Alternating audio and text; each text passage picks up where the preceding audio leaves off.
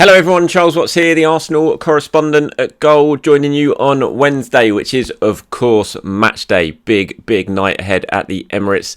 This evening, Arsenal versus Everton, that all-important game in hand that Arsenal have had for so long. That takes place tonight. Victory and Arsenal move 5 points clear at the top of the Premier League. What a nice big carrot that is dangling right in front of them. Can they grab it? Take the initiative in the Premier League title race. Fingers crossed they can. We'll talk about that in today's video. Have a look at predicted 11, that sort of thing, what Mikel Arteta has had to say about the game. But I've got to start off with the big news. Well, big news, I don't know, the big photos, put it that way. The big photos that came out last night on Gabriel Jesus' social media of him training with the ball outside around the squad. Not so much with the squad, but around the squad. You could see them in the background.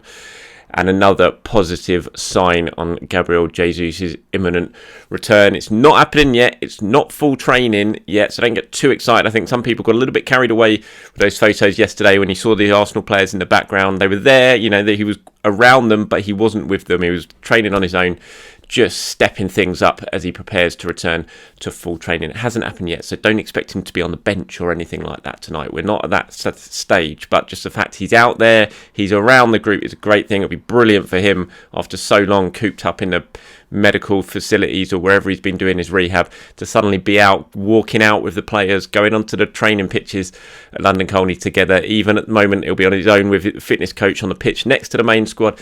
It's still really good news, and you've got to think returning to full training now is not far away at all. Certainly in the next couple of weeks, you would expect that they will step things up for him now, providing no setback for what he's doing this week, and he'll be doing a lot more twists and turns that he's done recently this week out on the pitches. That's what they're going to be doing at the moment, strengthening that knee, putting extra load onto it just to make sure it comes through all right.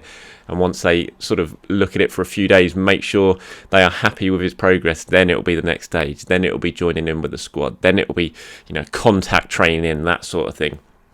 And providing he comes through that all right, then we'll be looking at him returning to action. So we're getting there. It's been a long road.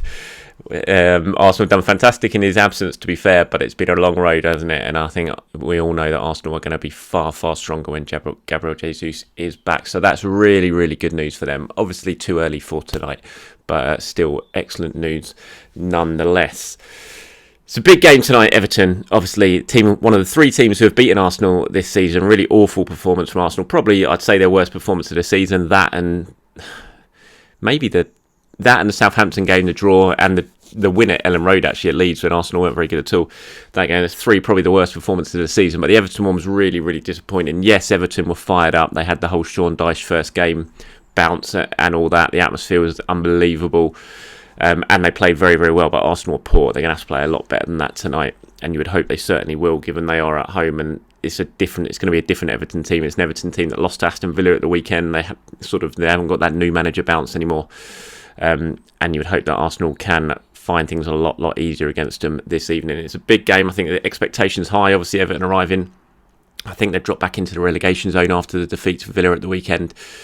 The message that Mikel Arteta has been sending out ahead of the game is don't focus on that, because Arsenal's next two games are at home to Everton and Bournemouth. You can, two games that you look on paper, you think that's 6 points. Arsenal have got to win those games, and they do need to win them, no doubt about it. But if you sort of take your eye off the ball a little bit, then the Premier League will come back and bite you. We've seen that plenty of times already this season. Arsenal saw it at Everton just a few weeks ago. So the big message from Mikel Arteta is, look, focus. Yes, they're down the bottom of the table, but that doesn't mean they're not dangerous. That doesn't mean they can't beat you.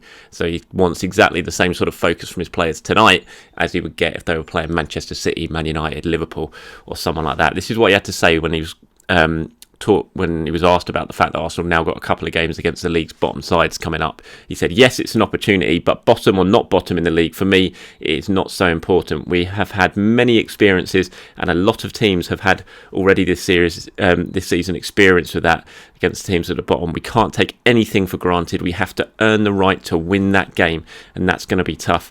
We are where we are because we've been really consistent home and away, and we're going to have to continue to do that.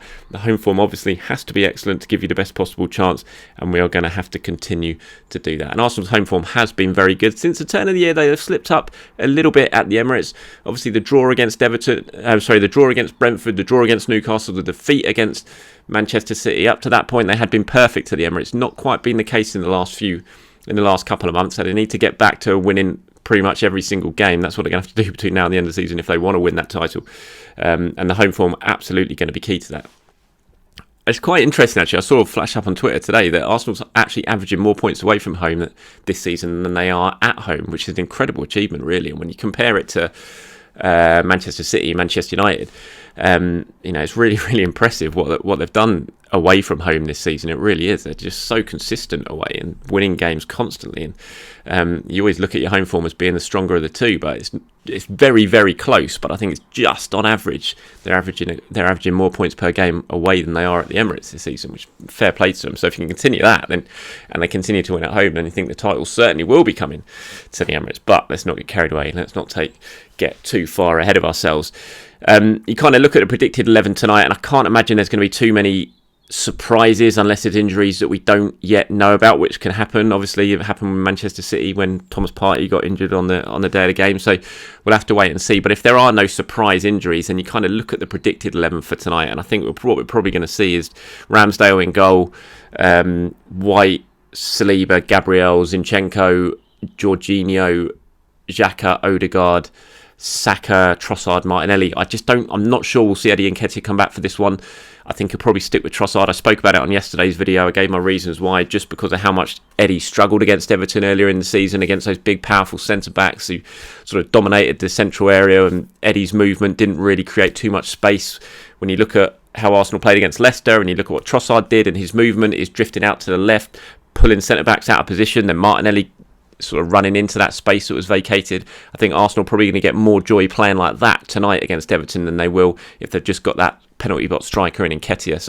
And obviously Trossard played very, very well against Leicester at the weekend, and Martinelli scored the winner. So I can't imagine there's going to be too many changes. And again, as I said in yesterday's video, I just think we'll probably see Jorginho start again tonight. Partey comes back at the weekend, and then Jorginho will be in for the Europa League game next Thursday. Just in my head, I think that's what we're going to see. This is all my opinion. Remember, this isn't based on any information I've had on what the starting 11 is going to be today. It's very much a predicted 11, but I just feel it's going to be like that. I can't imagine he'll make too many other changes, really. I'm not sure the need of changing at fullback. Arsenal got 2 home games this week.